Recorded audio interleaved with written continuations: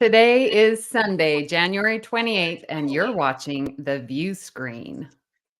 The Viewscreen is your weekly Star Trek magazine show, streaming live on YouTube, Facebook, and Twitter, with news, features, and lots of love for our chosen Star Trek family all around the world. Now, if you're not able to watch us live, you definitely can come back to YouTube and watch the replay. And we also have this as a podcast, so you can search the Viewscreen and listen to the audio. And we already have some wonderful listeners out there. We have Rashid. Hi, guys. Thank you. We really appreciate all of your support, and we would like to remind you again of the 287th rule of acquisition: subscribers equals profit. So please make sure you hit the like and subscribe button to make sure you never miss an episode of the Viewscreen. Absolutely. And as usual, we are here live, so we want to see those comments in the chat. Go ahead and say hello. We'll get to your comments and questions, and we can put them up on the screen as we go. So, Kelvin, how's your week been? I've had a lovely week. The weather here in certainly in Manchester in the UK has decided to play ball a little bit more this week. So we're getting a little bit more daylight in the morning, and the sun is coming through. It's been quite grey of recent weeks, so I can see the end of winter and the beginning of spring, and it makes me happy. We too have been having some really wonderful weather. We got some rain earlier this week, which is just really unheard of, but it was What? some lovely rain. Yes. Did I send you some? Yes, you did. And we appreciate it. Okay, shall we take a look and see what's coming up on today's show?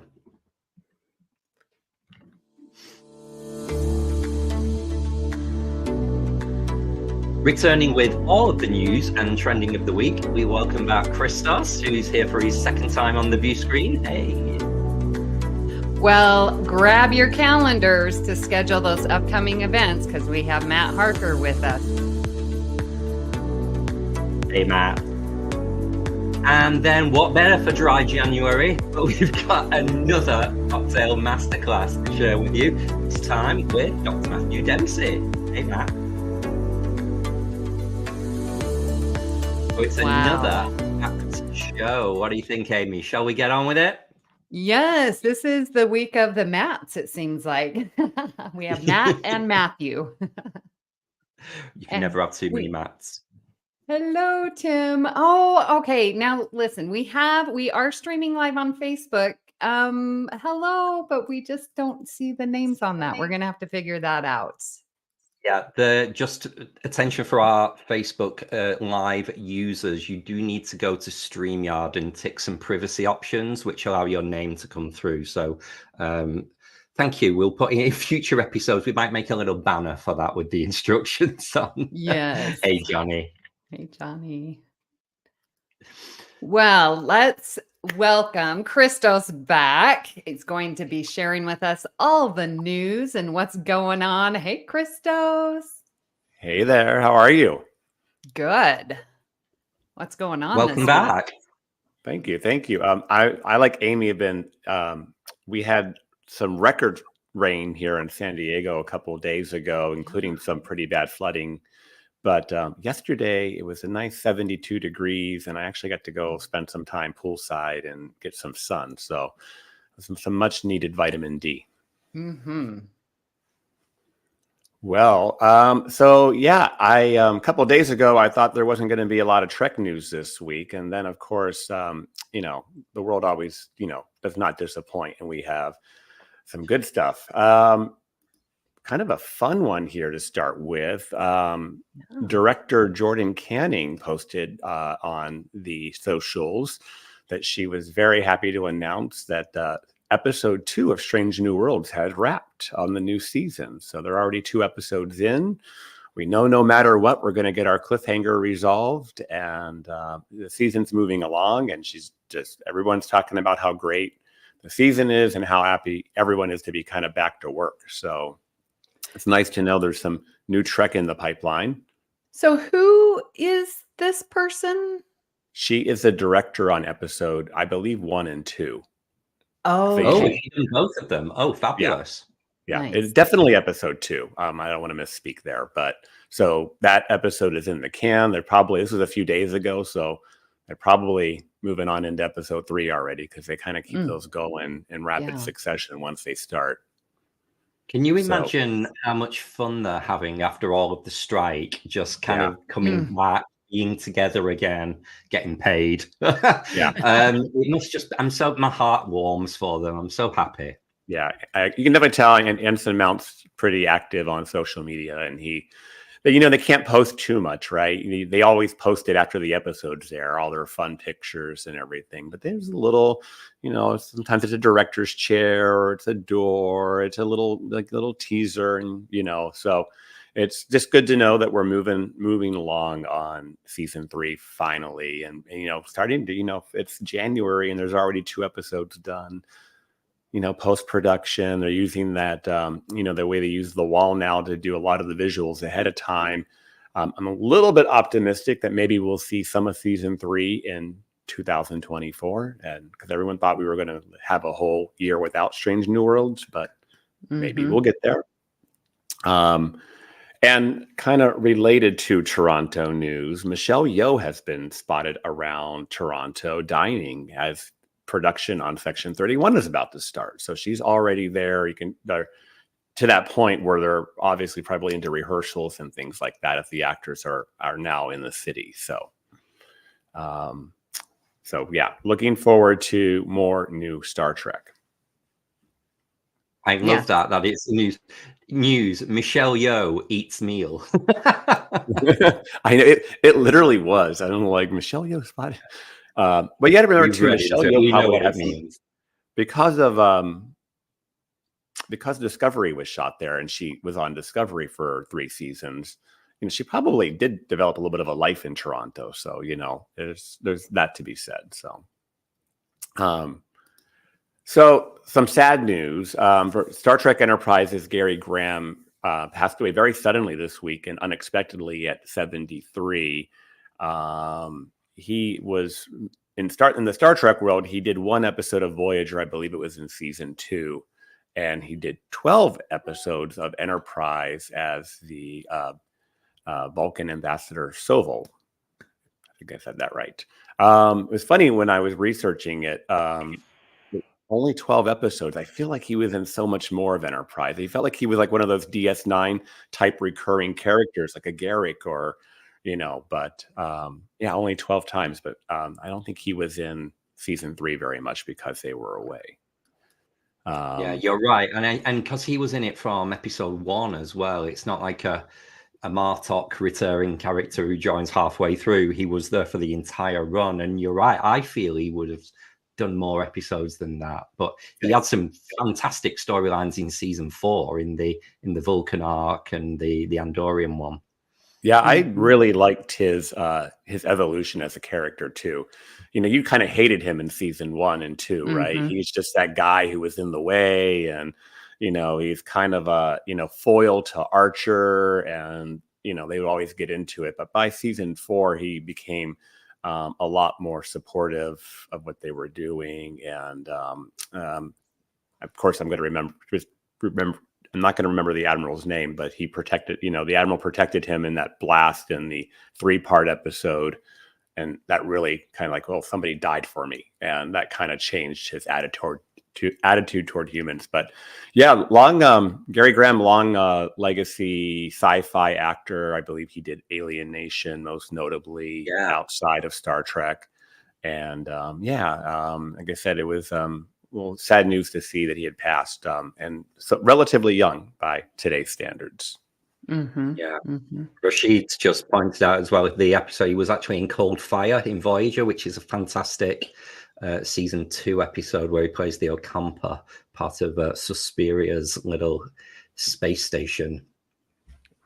As you were talking about his relationship with Archer, I liked his relationship and like how great he was with T'Pol when they were on screen together. Like they really worked well together, and to see his character arc with his relationship with the T'Pol. I really enjoyed that. And yeah, so young. And I just love, I mean, it's sad, but I just love seeing all the pictures like of the fans who had pictures with him, like at STLV or the photo ops and stuff. And just seeing that, on my social media, just Yeah. very sad and surprising loss. Yeah. Yeah. I really enjoyed his, like the one of my favorite 3-parters, I guess one of the only 3-parters, but is the Vulcan Forge 3-parter from season 4 of Enterprise. And that literally is his turning point as a character, is through that 3-parter. And I think that 3-parter is like some of the best Enterprise that they did in the 4 years. And it's really good Trek overall. So I'm glad he's kind of a crucial, pivotal part of that. All right. Moving on, a little bit of rumblings on Legacy. Michelle Hurd was at an event this past week. We got you, Tim. Was talking about Star Trek Legacy and basically said it'll happen if the fans still want it. And I think what she was really referring to was, hey, we've already gone almost a year between the end of Picard and where we are today. And, we've got Strange New Worlds going, and she mentioned the Section 31 movie by name, and then she also mentioned the Academy. So they're like, hey, if the fans still want it, it'll get done eventually. The question's going to be, is the appetite going to go away, or is other projects going to start? But I think she seemed more optimistic that it would happen. So, and I think that's true. I think something, no matter what, we will see something that happens, post Picard in that timeline, 25th century. So I just think, like, for fan standpoint, even if they were to announce something tomorrow, it would be probably at least another year. I don't know. There'll be a significant break. Like, so whatever we would see in Legacy might look significantly different than what we saw as the epilogue in Star Trek Picard. Especially as actors move on. I see this more as a call to action, really, and a kind of our reminder to still use the hashtag Star Trek Legacy and still be vocal in social media, and obviously don't let the enthusiasm die down, and just keep going. And people are watching. Yeah, and I think Star Trek Legacy, it's really a time, you're up against the clock, because if you do want to use TNG actors as legacy actors, maybe to augment that, that crew is not getting any younger. I mean, most of them are in their 70s and 80s now. So, which, is scary to think, but, their ability to maybe lend to the show may diminish over time. So I'm like, come on, guys, if you want to do this, do it now. So we can see these people be, admirals and mentors and that kind of role. That's what I'd love to see them still kind of be around, just kind of the occasional cameo here and there, not focused around that. I do think it needs to focus on the younger, newer characters to keep the franchise going. Well, and something that could really, really, really affect Legacy is the fact that it was alluded to last week, and I was watching from home, but Paramount's for sale, and it's got an interested buyer right now, which is the Skydance Network. Paramount, they're trying to sell it as a whole. They don't want to break it up and sell it into little pieces, because you could do that. The Star Trek IP could be sold off, or the Mission Impossible IP. You could break it up that way, but it's more valuable, I think, as a package to sell. And they're trying to keep it there. There were rumblings last year that it would merge into Warner Brothers Discovery, and I don't think that happened, because I think that was going to involve breaking it up. So if it does get sold on to Skydance as it is today as a whole, I think that would, I think it needs to get sold because they're trying to sell it. So I don't think they're going to be focused on really trying to innovate as, you're trying to get rid of something and dump this property. So I think we just need to rip the Band-Aid off and get it sold, but hopefully it gets sold to somebody who loves Star Trek and sees the value in the IP and wants to continue to grow the Star Trek franchise. So more to come there. Yeah, is hopeful that since Skydance, worked on Star Trek with the Kelvin timeline movies, Yep. but man, having Paramount, and that just makes me so nervous that this sell is going to, delay all our future series that we want to have happen. So I'm on pins and needles right now. I don't want. Yeah, I think this is why no other new shows have been greenlit right now. I mean, they might want to do Legacy, but they're like, hey, we're not doing anything right now going into major production until this gets settled, for example. So this could be what's holding Legacy back. So sometimes it really just is business and not the desire to do it. And this can go 20 different ways. They could sell it and the new owner can be like, yeah, we love Star Trek. We need more. So go, go, go. Or it's, sometimes it's like, oh, new owner comes in and now we got to, do some cost savings, and they start canceling things and cutting things back. So stay tuned. That's the danger of a sell at all, is that it's going to mean change no matter what. So going to cross our fingers here and hope that if and when it does happen, that the new owners see the value in Trek and want to continue to grow the franchise. Yeah, it just, Tim is more frustrated than nervous. And it is a bit frustrating because it's like, why are they not being financially responsible? Like, what is it about Paramount that they have struggled so much? Or is it just because now that I've been podcasting and following network news, like, is this a normal thing that networks go through so many sales? It's a normal thing that all businesses in the private sector do, Amy, that you kind of build something up to sell it on and make a profit. So yes, you're right that struggling networks will sell. But if they've launched the Paramount app and they've gained things and built, and it's all part of their business model, this is kind of final paycheck territory for the CEOs to get out. So yeah, it's just one of those things. Yeah, I mean, you got to look at the last few years. The pandemic really changed the landscape of entertainment. I mean, it's very rare now that you see a movie go to the box office and make $100 million, right? Which, that was chump change before the pandemic. It's very rare that we have a Barbie type movie that just really performs the way movies used to perform. I mean, I was shocked just the other day to see like Aquaman 2 and The Color Purple are on digital already. So I'm like, wow, they're just in the theater. And so I think movie companies are losing, money. The last the last Mission Impossible movie underperformed, which that was one of their major IPs. And then of course you have Paramount Plus, which is struggling all over the place. And, yes, they've had some success with Trek and, the Yellowstone 1923 type thing, but otherwise, I don't hear a lot of people talk about Paramount Plus, and it's the streaming wars, right? There's so many of them. How can you afford all of them? And it's just like having cable when you add up all your subscriptions. So the crux of it is some of these streaming services will go away in one form or another or merge with others. And, so it's just going to have to be more of a wait and see, but I can see the word is frustrating because it's got a lot of things on hold. Yeah. Well, let's bring in the rest of our panel and see what they have to say here. All righty. So I think we're going to have to stick with Matthew and Matt so we don't get ourselves too mixed up here. So starting with you, Matthew, did any of that news resonate, or have you got any thoughts on what Christos delivered there?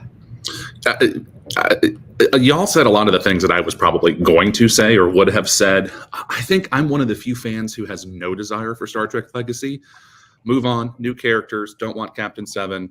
Give me a whole new show if you're going to give me anything. Don't want to see cameos from the 70-year-olds. Just, I don't care. We've seen their stories. They're done. Move on. And I think, I think that Gene was so smart with the beginning of TNG. I'm moving on. You're not getting Kirk. You're not getting Spock. We're not even going to mention them. And all the fans complained back then. And then, of course, we all love TNG now. So I think that's the smart move. I also think it's probably good if Paramount Plus goes away. Amy and I were talking about this the other night, about how do you generate new fans? Kids are not signing up for Paramount Plus. We all discovered it in the 90s or 80s or whenever, just probably randomly flipping channels if our parents or someone didn't introduce us to it. So how does the next generation, no pun intended, discover the show and grow the audience? Because clearly Trekkies are not enough to sustain Paramount Plus. And so we have to be able to get new fans into the show, and just bringing in a bunch of old actors is not going to bring in new fans. Yeah. So we need something young and fresh. It should be on network. I mean, I'm not the old school, like, oh, it should be free on TV. I had no problem paying for it. But now I sort of think it probably should be on network TV or something that's more ubiquitous. Get it on Netflix, get it on Hulu. I don't know what it is, but Paramount Plus has got to go. So I think that's my main reaction here. Interesting. What do you think, Matt? Wow, that was a lot. I have to disagree with Matthew just a little bit. Like, I personally would love to hear what Seven's, engage catchphrase ends up being. Raffi continuing that character arc in back in uniform. I think maybe just a couple of the legacy actors continuing forward, but I certainly agree that we need fresh new faces to sustain the franchise, keep it evolving, keep it growing, that kind of thing.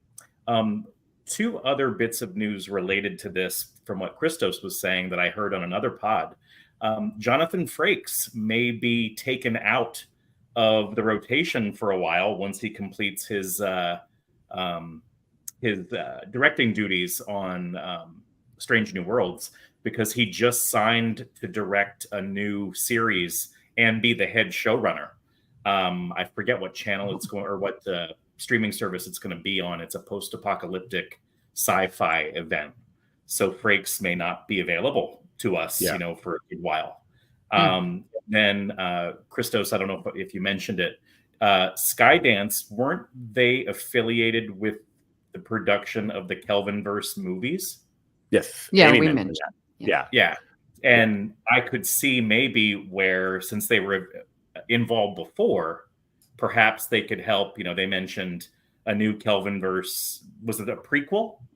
Yeah. It may be coming. Like, that may help speed that along potentially. But you're right. Anytime there's a merger or acquisition, whichever, there's going to be change.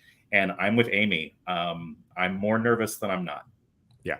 Well, that's where, I going with what Matthew said there. I kind of agree. Like I had said, maybe I'm not as extreme in his view of having like cut the cord and make it all new, but getting to the year 2500 the 20th century, 24, whatever, and moving forward with new characters and just have the occasional cameo versus these prequel movies. And Disco was started out as a prequel, and Strange New World is probably the one that's doing it right. So, okay, that's great. We love it. But I just kind of would love to move into some new territory. And there's obviously about, 900 years or, 800 years between where Picard is and where Disco went. And so let's go be there and maybe play in the 2400s a little bit. But,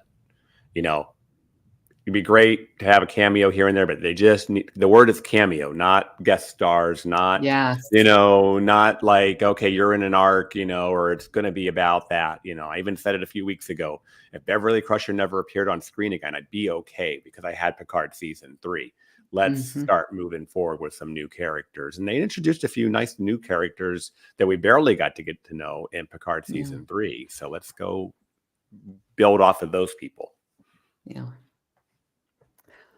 Well, thank you, Christos, for bringing us the news and updating us. And we will see you later on the show. Thank you so much. Okay, well, it is January. It is winter. It is bleak. I'm sure we are all looking ahead to the summer, looking at those calendars and wanting some events. So with no further ado, let's bring in Matt Harker, who's going to talk about some Trek events, conventions, things coming up, and hopefully get us all excited and get them booked. How are you doing, Matt? Matt, welcome to the Viewscreen, first of all. Yes, welcome. I'm excited to be here. Thanks a lot. Amy, when you asked me to take on this this subject matter in this segment, I was just rattling off in my own mind the ones that I was aware of. Of course, we'll be seeing each other on the cruise in less than 30 days. Very excited about that. DNI Con is happening in my own backyard here in Philadelphia in April. Of course, we all love, STLV as the big, North American event of the year besides the cruise. But I was wondering, what else is out there? And, so what did I do? I took to the Google and I discovered a website called RosterCon. And if you go to this site, it lists, I want to say I found 13 official, not official, 13 events where the focus is primarily Trek. But for events in North America where you're looking for Trek actors, to make a one-off here and there, 87 different events in this calendar year. And that could be cons where there's another focus, like a Comic-Con, or I found Supernatural. That series has its own con following. Vampire Diaries is really big, and Trek actors will be showing up at those events.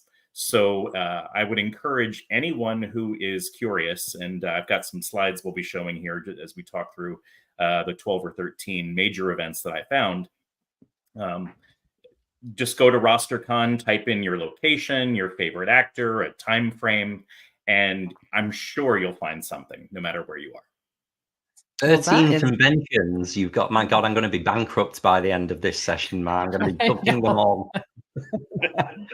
Amy's air miles are going to be going through the roof. Oh my gosh, yes. Yeah. I'm excited. We're going to put the link in our comments. Where do we put it? Yes, in the comments. Yeah, I put together actually a spreadsheet and a slide to make it easy for people with the links to all the cons that I'll talk about. Great. So, David, did you want to start up with the slides?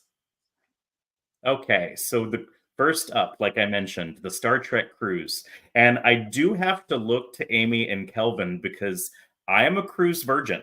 This is my first Star Trek cruise. Quite excited. It's going to be leaving from Port Canaveral in Florida with only 2 ports of call in Aruba and Curacao. So we'll have lots of days at sea coming up that will be a lot of fun. There are theme nights every single night of the cruise. I'm hoping I can fit it all into just 2 suitcases, plus casual clothes for the event. We'll see. Haven't started packing just yet. And I think I did a count of the number of Trek actors who'll be joining that event. And there are, I think, 27. So lots of chances for, probably casual interactions on top of the performances, the stage events. The actor events. Yeah. Did you get actor events? I did. Yes. And yes, I actually was fortunate enough to get tickets to the Lower Decks brunch. Oh, which was, I think, one of the coveted events. And I know we'll be having a cruise discussion later, and I have some things I could potentially share about that, but yes, we'll save it. So this is your first cruise, and you're doing it right by doing Star Trek. No other cruise. It might be a disappointment after this one. I'm just saying. Well, I have done cruises in the past. Oh, okay. But this is my first Trek cruise. Yeah. Okay. So I'm beyond excited. So I'm so excited for you. With it being your first one, there's just so much you're going to experience for the very first time. And yeah, it is just so magical compared to other conventions because it's just so different. The fact that it is on a cruise ship at sea, there's no leaving. You're there for a week. The casual interactions are the things that you will remember. You can throw a lot of money around on the cruise, but just being in a lift with Connor Trinier is the bit that you'll remember, as you would. So I'm so excited that you're going, Matt. All right. Well, more about that soon, and I hope I can come back after the cruise and kind of do a bit of a debriefing and share lots of photos. Yes. Okay. You may have to vet those photos first. You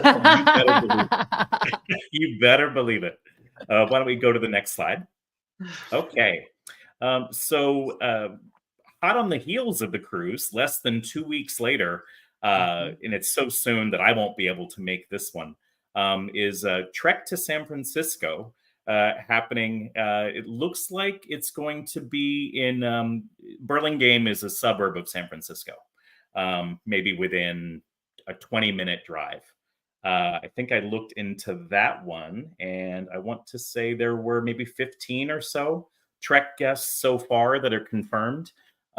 I know as I looked ahead at all of the events that I put together, it looks like they have only started booking the guests maybe within 3 to 4 months out. A lot of the later Treks that happen later in the year, probably with the exception of STLV,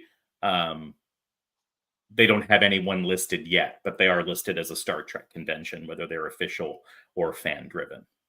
I'm curious, although it's not exactly in Christos's backyard. Christos, are you planning on trying to make this one since you can't make the cruise? Oh, you're on mute, sir. I know about it, actually. It's a little tight, but I'm sure you're going to talk about D&I Con. I'm planning on that one. Oh. So maybe. And I think this is the one I can decide on the last minute because it's, about an hour and a half flight up here from San Diego. Cool. Yeah, I thought about going to this one because there are a bunch of people in the San Fran area, but I have commitments here on the Viewscreen, so it just wouldn't be feasible. So, oh, you blame me, Miss Nelson. it's all Kelvin's fault. Okay. Well, maybe we can find someone within the BQN network to go and be our on-scene correspondent. Right. Yeah. Yeah. Why don't we move to the next slide? So the next con, which is happening in Major Con in the middle of April, the 19th to the 21st, is happening in my own backyard and here in Philadelphia on the East Coast, less than, I think, a mile and a half from my house at one of our local hotels. This is the second annual D&I Con. This is actually put on and run by the group Gaze in Space, which is out of New York City. When D&I Con happened last year, that was actually my first convention ever. So it'll be good to go and see how things have changed, how they've improved the event, continue to innovate. As you can see, there are a ton of Trek and non-Trek faces here. I think I counted maybe 11 or 12 total Trek guests, although maybe it looks like a little more there just from the sheer number. D&I Con is all DE&I, diversity, equity, and inclusion is its focus. And last year, they really did make an effort talking about, I see Jacob Mundell out there just as one example. He did a segment on disability in sci-fi and being an actor in Hollywood. I don't know if anyone's seen The Expanse, but Jacob happens to have been born with one hand. And that his segment was really intriguing last year. We talked about some of the new Trek faces. I see Jen Malley up there, and I'm going to butcher her name because the font is so small. Next to Jen, to Kelvin. Do you recall her name? Stephanie Krajewski? She was Tavine? Yeah, I'm just going to go with Stephanie, who played Tavine. Yeah. One cool thing about D&I Con, and I've only been maybe now to, I think, 4 cons total in my life, and I'm looking to double that this year by going to another 4. Is at D&I Con they do actor away missions.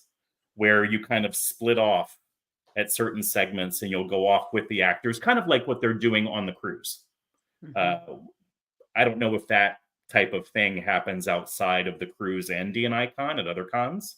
But I'm very excited this year because we'll be doing cocktails and a dramatic reading with Kate Mulgrew.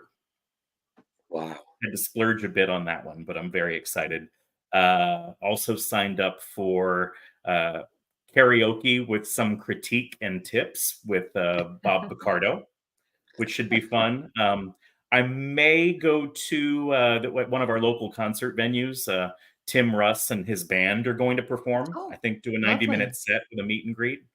I think Robert Duncan McNeil is going to do some sort of competitive drone event. Wow. Like drone racing. So the events themselves are really diverse. Depending on what you're into, I'm sure you'll find something. So yeah, D&I Con's coming in April. If anyone is considering the event, I would definitely encourage it. Philadelphia is a very walkable city where this con's going to be held. Tons of restaurants around, lots of bars, right in the heart of everything. So come join me. Wonderful. Yeah. And I will I'll be have seeing to Chris. I'll have to look into that a little bit more. You're making it sound really fun. Well, I should have inserted a photo.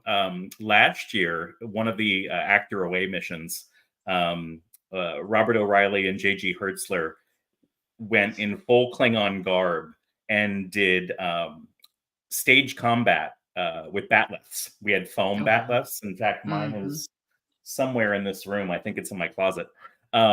But that was amazing. And then they've added another one this year, Mechleth Mastery. Ooh. Yes. And I think they're doing a wedding with, and I'm trying to think who was with Cirilla as I stare at Kelvin. Martok. Martok. Okay. That was his wife. Yeah. So there's going to be an event focused around Martok and Cirilla as well. Wow. So yeah, it should be a lot of fun. And of course, Bonnie Gordon, she'll be doing some singing, of course. So yeah. All right. Garrett Wang will do his comedy, which I've heard is his area of focus. So, All right. Next slide, please. And Trek Long Island. This is also another fan-run event. I had the chance to go to this one last year. Trek Long Island, for anyone who may not be familiar with the area, is it's about an hour to the west of New York City. So if anyone was going to consider this event, you can reach it on the Long Island Railroad straight from the main train station at Penn Station in Madison Square Garden. So you can get out there via transit if you would be flying in and didn't want to rent a car. It's happening at a Hyatt Regency. So if anyone is a credit card points person like myself, a chance to rack up some points or use some points. But I think there will be maybe around 11 Trek focused guests at this event. Last year, they had a number of authors of the Trek books. I believe it was Michael Jan Friedman who wrote Death in Winter. I'm sure Christos will correct me if I'm wrong. But I was able to get that autographed, which was great. And I forget the authors that they've got this year, but Trek Long Island also focus on Trek-focused podcasts. Oh. They have a whole alley of different Trek podcasters where I know when I went last year with the Strange New Pod group, I helped them with their setup and was able to take part in a few of their segments that they did live, from the event, and filmed some of their panels that they did. They even include the podcasters in panels as well. Wow, I think that's great. They did just as one example of where it could go, is last year Strange New Pod did a pitch for a theoretical, or maybe not so theoretical now, Kelvin verse movie with the TNG cast. And they did that as their panel, like a live storytelling. Yeah, So, that was yeah, that's pretty cool. I heard that because I listened to their podcast as well. And just as a little teaser, we've got Giraffe coming in from Strange New Pod. oh, very cool. Yeah. Yeah. Giraffe may be making it out for Long Island, but that's quite a haul for her with all of her extremely elaborate and high quality cosplay to have to Yes. trek all the way over from San Diego. Yeah. So Trek Long Island is happening, I think, within 2 weeks of D&I Con. So it's going to be busy. But I think we can move forward. That's it. Yep. Next slide, please. Sorry. Nope, there's no more. Did we lose David? No, those were the only that you gave me. Yep. Oh my goodness. I had like 8 more. I'm sorry. Here. Yeah, the file. Okay. I can mention them at least. Okay. Yeah, absolutely. Yeah, I'll be looking a bit off to the side on the spreadsheet so I don't forget any. I didn't want to forget our European friends, because I believe there are at least 2. I didn't look too heavily overseas. There's going to be in July. July is a very busy month. In Bonn, Germany, Destination Trek. I didn't see any Trek guests listed yet for that event, but like I said, I think they're probably only 3 or 4 months ahead of booking the guests. In that link that we'll provide, the only page I found for that event is a Facebook page so far. I don't know, Kelvin, do you know anything more about it? Not about the German one. I imagine your other session is the one that's here in England. I know a little more about that because that's the one I'm going to. Right. So Destination Trek is July 19th through the 21st. Of course, there is San Diego Comic-Con happening late July, the 25th through the 28th, which is not really Trek focused, although Christos might have something to add there. Very, very, very heavy, broad-based cosplay. If you're a cosplayer, San Diego Comic-Con, I've been told, is where you want to be. But that might be difficult just because it's hot on the heels of STLV, which is happening the next weekend. Yep. Yeah. Or I think some of us are going to arrive within 2 or 3 days. And in fact, I was talking with Giraffe a few months ago when they announced San Diego Comic-Con, and she's like, I don't know how I'm going to survive to go straight from San Diego Comic-Con to STLV. So yeah, that's happening as well. And right in the midst of that is Destination Trek in the UK in Blackpool, which I did look on Google. I think you're in, I don't know if I looked from Manchester or from London. Looks like it's within an hour. Yeah, it's so Blackpool is our seaside town here in the northwest of England. So it's only a 30-minute car journey away from Manchester, where I live. It's sometimes referred to as the Vegas of the North. Don't get your hopes up, Amy. But Destination Star Trek used to be an official convention, and it lost its official status. So now it's just Destination Trek, a lot like what Creation have done. And they put on a great show. So it's been to Blackpool earlier, several years ago, but we know it usually is a Birmingham event. So Birmingham is in the Midlands. So we're excited to have it up north, and we just hope it can do as good a job as the Hilton Hotel in Birmingham used to be, because it was a lot of fun. But we've got Andrew Robinson, Tim Russ, Sir Rock Lofton, Robert Duncan McNeil, and Connor Trinier signed up so far, with more to come.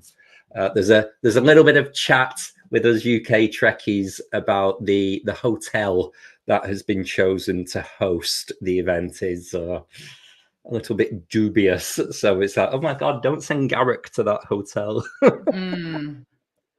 But it'll be great. Blackpool it's a party town with a huge LGBTQ plus representation. It's got a great gay scene, so it'll be a great night out, however good the convention is or is not. But yeah, can't wait for that one, Matt.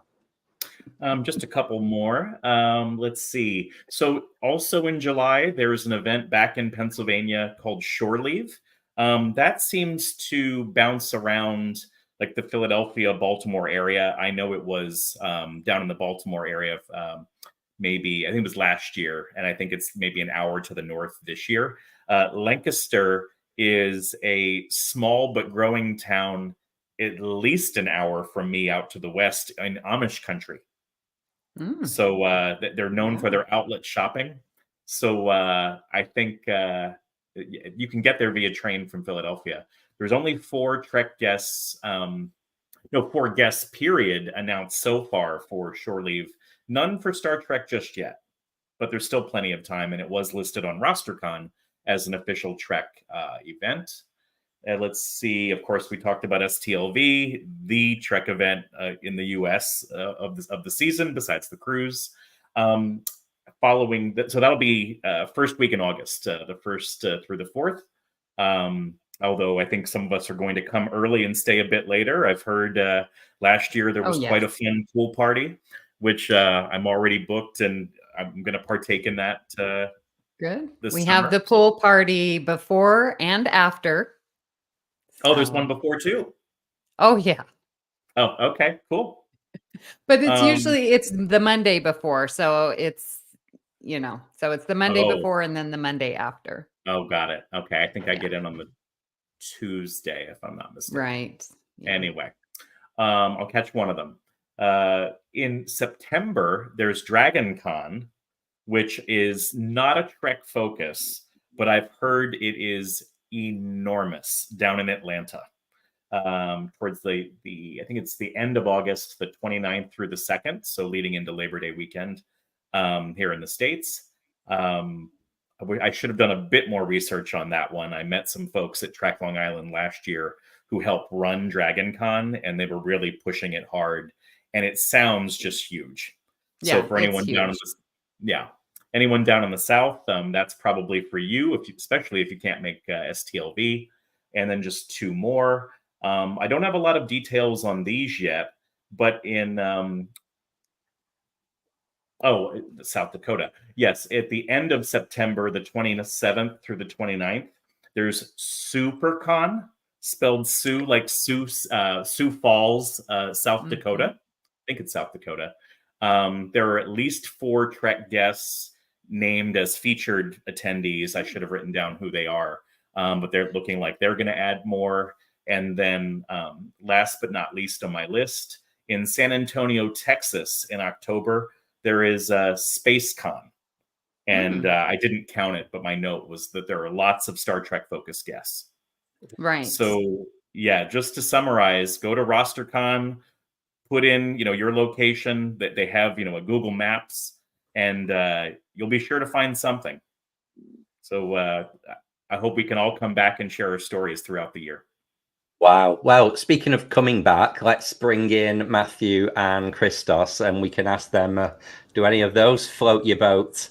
What are you thinking? Christos, how have you bankrupted yourself? Have you had the credit card out while we've been chatting? I know. I've been charging up those experiences. There's definitely 2 on my, coming up. I'm missing the cruise this year, but for a very good reason. My best friend is getting married, and I've got best man duties, so I'm pausing for a year. But considering San Francisco, definitely. But D&I Con is definitely on. I'm definitely going to that. Actually, need to get a little busy buying some of that stuff. I guess I was like, I just keep moving from like event to event, month to month. And I'm like, I got to do a little bit more planning and getting ahead of that.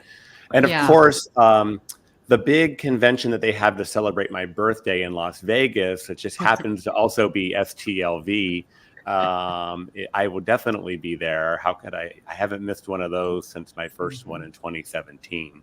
And in fact, I was just talking to Christian Carter the other day. We are roomies again for this one this year. So getting back to a normal after he missed last year. So I got 2 for sure, maybe 3. And then of course, Comic-Con is always iffy. I don't normally go into Comic-Con. I've actually gone in and helped Gaze in Space in the past. But sometimes Paramount Plus will do a big Star Trek pop-up, and it's always outside of Comic-Con, so anybody from the public could go if you buy tickets and things like that. So I think a lot of my Comic-Con will depend on if Paramount Plus and or Star Trek decide to go big this year. In the past, they did the Picard bar, Guinan's bar pop-up, and they've done other Star Trek type experiences. Yep, 10 forward. That's right, Amy. Christos, did you say that STLV is overlapping with your birthday? Oh, yeah. No, it starts on my birthday this year. So every year. So there's always a birthday dinner in there. And what about yourself, Matthew? What have you got on the hit list this year? Yeah, well, I hope the cruise floats my boat this year because it'll be my second time. Probably my final one. It's so fun, but it's so expensive, and I should be more financially responsible. So probably not my last one ever, but I won't do next year. So I'll take a brief break. And then now that I live in Las Vegas, STLV, of course, will always happen. So I'm looking forward to both of those. But I think this segment paid for itself. RosterCon, what a cool site. Never heard of it. I'm definitely going to check it out. Absolutely. Thanks for that, Matt. Sure. You're right, Matthew. The cruise is so expensive. I remember saying it's a once in a lifetime Trek event, and this will be my third consecutive. So, yeah, definitely time to give the credit card a break after this one and try a different convention from Matt's long list there. Mm-hmm. I plan on taking a pause and coming back next year, but if everybody else isn't going, then I don't think I'm going to, because the cruise is just a big fun week with all your friends. And that's what, STLV is stuff going around you. Yeah. And I love being disconnected and like no one can text me, works, bye, F off, or whatever you want to say. It's like I love the disconnected nature. STLV, I still check my work email. I'm still locked like a typical American. I don't know how to turn off work. But the cruise, I have to. So that's the best part of it, I think, is no one can reach me. I love it. Yeah. And this year we're going through the Bermuda Triangle, so that's always another reason for saying, sorry, I didn't get your mail. I was lost in the Bermuda Triangle. Right. Wonderful. Matt, thank you so much. Really comprehensively researched. If any of our viewers know of any other conventions in the neck of the woods that they want to kind of put any messages on, we'll see how many of those we can get through. But I'm sure we'll see all of you at some point during the year in person, as well as here on the Viewscreen. Thanks, guys. Okay, so wow, what a great show we've already had today. We've got so much more. I know. And that roster.com, I'm really going to check that out because there's, this will have been my fourth cruise. And just sort of like we've been saying, it's like, okay, maybe I should let some other people go on the cruise. I don't need to have the room every single time. So checking out some other conventions sounds interesting. It's a great way to see the rest of the world as well, to go somewhere for an event and obviously explore the town, city while you're there too. Yeah. Wow. So coming up, we've got a fantastic cocktail display from Matthew Dempsey, but all of that is coming right up after this short break. What else can you listen to on the BQN? Replicate yourself a mug of hot chocolate and join Amy, Mark, Christos, and Kelvin as they discuss everything and anything in the Star Trek universe on All Good Things. Boost yourself with an energy drink and join Davey on YouTube and Twitch for reviews and live streams of classic, cheap, and sometimes more recent video games on Bargain Bin Gamer. Brew yourself a pot of coffee and join Jeremiah to discuss Star Trek Voyager on The Captain's Couch. Mix your favorite cocktail and join Mark and Matt at Cinema Z to discuss the films you probably missed but should definitely check out. Pour a cup of tea, Earl Grey, hot, and listen to Stephen and Keith as they discuss the next generation of Trek on Galaxy Class. Get yourself something caffeinated and learn an interesting bit of history with Chrissy and Jason on History with the Zalogis. Have a bowl of Flo-Meek soup and join Thad and Chrissy and a guest to discuss new episodes of Star Trek as they are released on Infinite Diversity. Have something to sharpen your mind and put your Trek knowledge to the test with the Treksperts quiz. Take a bite out of something that didn't seem edible and join Kyle, Kevin, Amy, and Haley covering all things in New Trek, including that show that is Trek in all but name, The Orville, on Union Federation. Get your Sunday brunch ready for the Viewscreen, a live weekly talk show hosted by Kelvin and Amy with featured guests talking about all things Trek. Pour a glass of wine and spill some tea with Christos, where he discusses current Trek news and events and explores the world of fandom via guest interviews, all with an LGBTQIA+ perspective on What's the Tea, Bev? And Patreon members get to pass around that green bottle of Aldebaran whiskey once a month on the round table, and they can listen to It's Green with Mark White and Amy's Math Moments.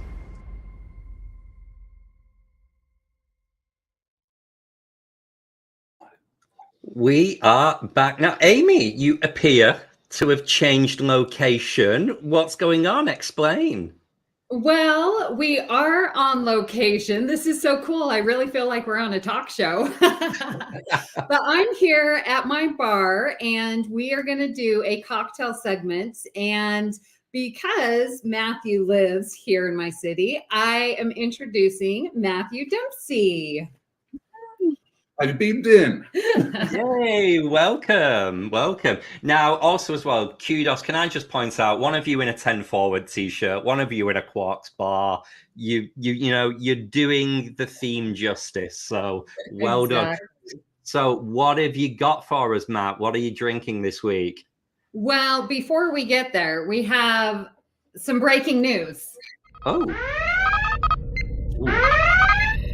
That's just for you. Thank you. Red Alert made something bad. Hopefully this isn't bad news. This is good. So when we were coming up with this segment, Matthew had a brilliant idea. We were talking about it over dinner. So Matthew, what's coming up?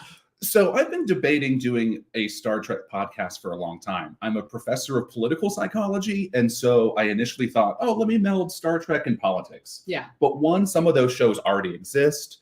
Two, it's kind of taking my job and putting it into my hobby. So I was like, I don't want to do that. So I also have been a professionally trained chef, although I did it just for fun. Like, I've never worked in a kitchen, but I recipe test for a bunch of cookbook authors and major cooking companies here in the US. So I've decided to start a show that's going to be called The Food Replicator. And there are 4 official Star Trek cookbooks that have been published. And so I'm kind of doing Julie and Julia, if anyone remembers that movie, where she cooked through all of the recipes from Julia Child. I'm doing that with the 4 official Star Trek cookbooks. Well, isn't that a great idea? Amazing. I'm saying I am gagged, pun intended. So, wow, that's amazing, Matt. Yeah. Yeah, so that's going to be coming out. Really excited. So we're sort of launching his new show here on the Viewscreen, and we're going to, look at me. Go ahead. That's all right. Please, go ahead. So we're going to start with something simple, and that is from the Star Trek Cocktails Cookbook. This is a great book if you don't own it. It's a lot of fun. And because we're almost in February, we're going to do a drink that's called Cupid, which will be suitable for Valentine's Day, whether you have a Valentine or want to drink to the fact that you don't. Oh, okay, yes. Look how cute this drink is, right? It's a nice, lovely drink. Yeah, and it's super simple to make. So Amy's going to join me. We're going to make our own drinks. And so you only need a couple of ingredients. The first is vodka. And so we're gonna double it because the drink is a little bit small.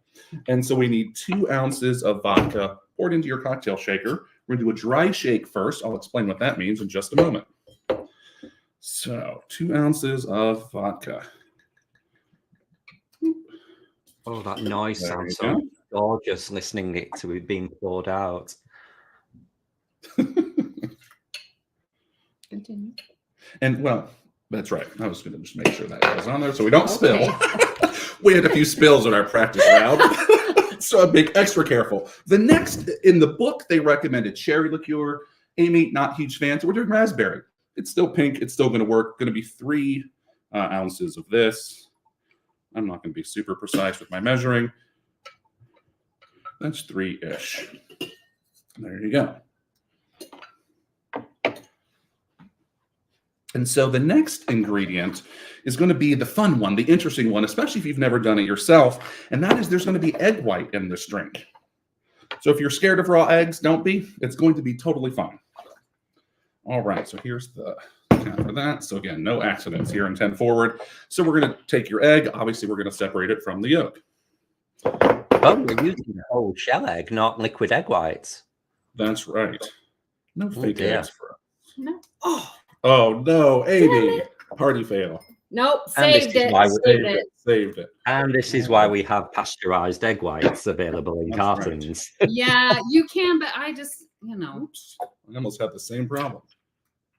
All right. So dump your egg white in. And then make sure your lid's on really tight Yes. of your shaker. And you might want to tap it down. Yeah. Oh boy. And now we're going to shake vigorously for 30 seconds. So this will be super entertaining. And this is a dry shake. Dry shake, which means no ice, no water. And so a dry shake, is that just to increase the volume and to get the egg whites kind of That's right. foaming a little That's bit? right. It's going to help the egg white get a little foamier. The water dilutes the foam of the egg white just a hair. And you can see how you got to be super careful here. Okay. I'm sure that was 30 All right. seconds. That's right? been 30 seconds-ish. Always All right. have a bar towel. Always have a bar towel. Then the next part's super simple. Just take this off carefully. There will be pressure in the shaker. That looks a little foamy. Oh, mine doesn't. Didn't shake it hard enough. I know. And now we have the ice, which is the same thing. And this is called a wet shake because we're not adding the water component. So again, try to get that lid on there really good. And shake For our viewers here in the UK, we have a show called Blue Pizza. So this is very much like a Blue Pizza. Ooh, it's getting cold. So cold. It's like The shaker is frosted. I know, we're on Ruropente or something. Yeah. All right, so again, be careful taking it off. There could be pressure. Might need to bang it a little bit on the side to loosen it. I'm going to do it that way at the top. Oh, I can't get it off. Literally. Yeah. I think it's going to Okay, be there. got it. Whew. And so these have a strainer built in, so we should be good to go. Oh, you're in it. Yeah, I couldn't get the other part off. Okay. So unfortunately, this part of it messes with my phone just a little bit. There we go. No, it's okay. Oh, you've got better phone than I do. No, yours is great. The last time we did it, I had the better phone. That's right. Just saying. That's good enough. And then you could be done. However, we're going to do something super artsy and cute. These are known as coffee stencils. You can get them on Amazon or any online retailer.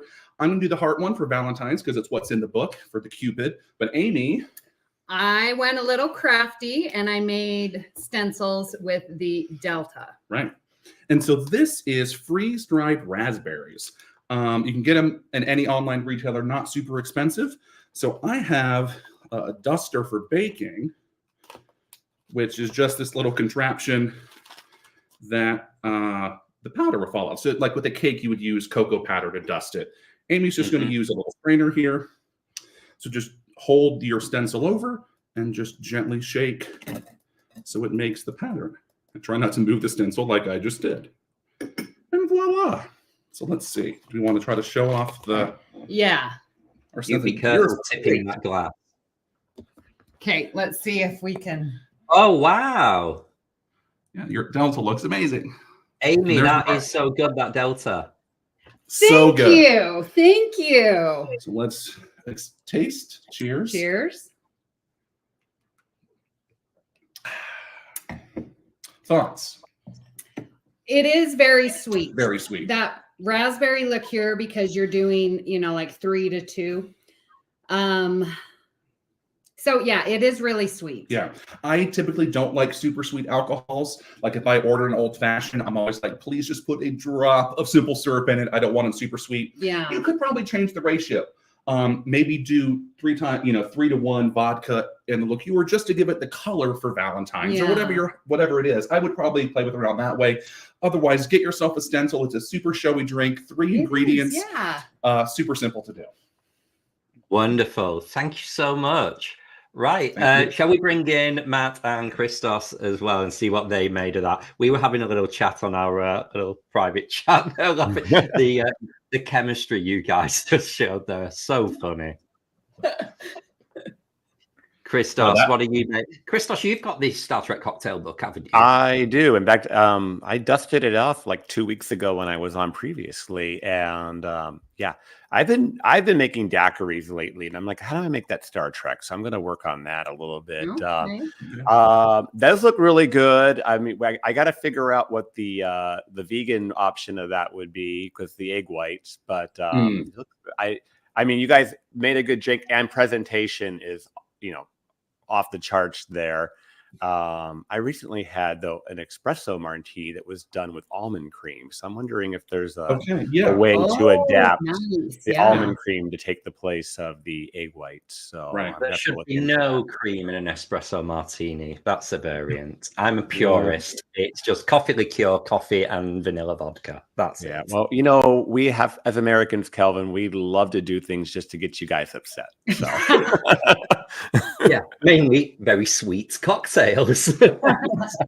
Yeah, and I just wanted to finish off there with the congratulations on Food Replicator, and my request would be that there would be the occasional vegan option. So, well, I will see if there's any in there, but certainly if not, I can always add in. Here's what you would substitute if you wanted to make it vegan. Perfect. Oh, that's a good suggestion. That's a really good way to do it. Matt, do you have the cocktail book? Have you made anything from that? I don't have the cocktail book, but Kelvin mentioned our side chat. If you wanted to do a bit of a detour sometime, I can share a recipe for a local cocktail that a restaurant makes here in Philadelphia that I ordered just because of the name, which is the 24th and a half century, which is a Beefeater gin-based cocktail with like an Italian vermouth, Aperol, lemon juice, and simple syrup. Super tasty. Pink. It's very pink because of the Aperol. So I can be happy to share that. But what a great first mini preview for Food Replicator. I love it. Thanks. Yeah. And by the way, Amy, you with the egg white, I was like, this is typical Julia Child, kind of messing up as she goes, but still making it work. I'm like, it's perfect. Absolutely. There's a bit of Lucille Ball to it. A little bit of that, yeah. I essentially say, if you can read, you can cook. Don't be scared of it. Get in the kitchen, make mistakes. I had shards of egg or shell in my thing. You make it work. Don't be scared of the kitchen at all. It's fun. Love it. And again, sorry for harping on that I'm on dry January all the time. But for the benefit of people who don't drink alcohol and they are looking for substitutions to make them non-alcoholic, there are a lot of the big brands like Gordon's for gin, Smirnoff vodka. They actually do 0% versions of the drinks. So you can actually keep some of the cocktails true to their recipe and them still be non-alcoholic these days too. So rather than removing the cocktail and all the botanicals that go with them completely, just get a low or no alcoholic version of, and you're doing everyone a favor. So yeah, something for everyone. Yeah. Well, I can see Tim Robertson is saying, where is Wine with Tim? So that might be coming up. Tim, you've got me thinking there. Because there are Star Trek wines. Yeah, and you're talking my talk now too there, Tim. So Yep. Yeah. What's that say? The strainer keeps the eggshell out of the drink. Anyway, that's from Christopher Seltzer. Yeah, absolutely. Anyone who's feeling a little, funny about eggs, concerned about Campylobacter or anything that kind of comes up in my world of food safety, pasteurized egg whites are the way to go. You can get them in the store. They're a lot tidier, a lot safer, and really easy to handle. And they just go in the fridge afterwards. Yeah, and I think the drink would be delicious without it. Yeah. It's just adding the foam component to make it look fancier. Yeah. Love it. Right, thanks, guys. Everyone wants to go for a drink now. Great. It's just what you do on a Sunday afternoon. Lovely. Morning, in our case. I know. It's 5:00 somewhere. Yeah, that's right. Right. Okay. So, Christos, Matt, Matthew, thank you so much. Amy's running into her other room now. She didn't think this bit through, did she? She's got lines to deliver in the outline. Here she is. Right. Come on, Amy. You get those bins on. Oh, hello. Here. Okay. How fun You made was that? you did that little dash very well after necking a cocktail there. So well done you for not breaking your neck live on YouTube. Yes. Oh my goodness. All right. Well, where are we? Oh my goodness. Are we at the end? We are Oh. thanking all our guests for Yes. joining us Okay. here on the Thank show you. today. Oh my gosh. So, oh my gosh. So, let's bring in our guests again. Matthew, we're going to get you on the food replicator. So, where can we find you out there on the social media? Unfortunately, the food replicator, probably not surprisingly, was taken by a lot of other places. So I've had to have some creative spellings in some locations. So Instagram, it's the food replicator, but underscore separating the words. Twitter or X, which I will never call it that. I'm food replicator, but food is with zeros. Otherwise, you can find my main Twitter, which is just Matthew C. Dempsey. Awesome. Thank just you. had a thought. Sorry. What about the Replimat? Oh my God. Oh, Matt, you marketing genius. That's pretty good. That's pretty good. Didn't think of Wow. Yours, Yeah, Greg no, Barnes. we went through a bunch of different names. it. Right. Yeah. Love it. All right. Well, what about Matthew, yourself, thank you Matt? for driving over and joining us on the view screen. Really appreciate you. Thank you. I will always drive for a cocktail. Thanks for having me. All right. But not And after Matt one. Harker. But not afterwards. That's right. Drink responsibly, kids. Yes. Drink responsibly. Yes. Well, you can And fi- Matt oh, Harker. thanks, Amy. You can find me. I put my handle there, mhark957 on Facebook, the Federation, the Facebook group that Christos runs. I'm out there in the BQN. Thursday nights in the comments section of the Strange New Pod podcast, Twitter, Instagram. I'm all over the place. Awesome. Matt, thank you so for much. coming on and sharing all the upcoming conventions that we need to go to. And Thanks. Christos, where can people reach you? You can find me, as always, on Facebook in the BQN Collective. You can find me mostly on Instagram, otherwise at either at Greek Geek SD for San Diego or at What's the T-Bev. And I kind of want to throw something out there. We are getting ready to start season 3 here of What's the T-Bev. And I actually want to put a call out to people who'd like to be on, because one thing I want to do a little different this season is interview people I don't know and don't know anything about. So a lot of my guests have been my friends through time, and that's always amazing and a lot of fun. But I want to get to know some people and let it be a surprise for me too. So I'm looking for that. So you can actually hit my DMs on Instagram or find me in the BQN Collective. Let me know you want to be on. Oh, exciting. Very good. Thank you so much. And Amy, you and I, we should really say, where can people find you on the internet, Amy? Well, listen, you can find me. Oh, where am I? I just really the BQN Collective. That's really my favorite place. I do have a X Twitter at Miss Amy Nelson, but yeah, just Facebook. And Kelvin, but where can people follow you? Because you are out there. Out there in more ways than one. You can find me on Instagram and Twitter at Kelvin's Timeline, or in our Facebook group, the BQN Collective, where we're posting lots of silly memes and chatting a lot about all Trek news. Yeah. So it's that time again. We would love to hear what you thought of today's show, and hope that you'll join us in our Facebook group, the BQN Collective, so we can continue our discussion there.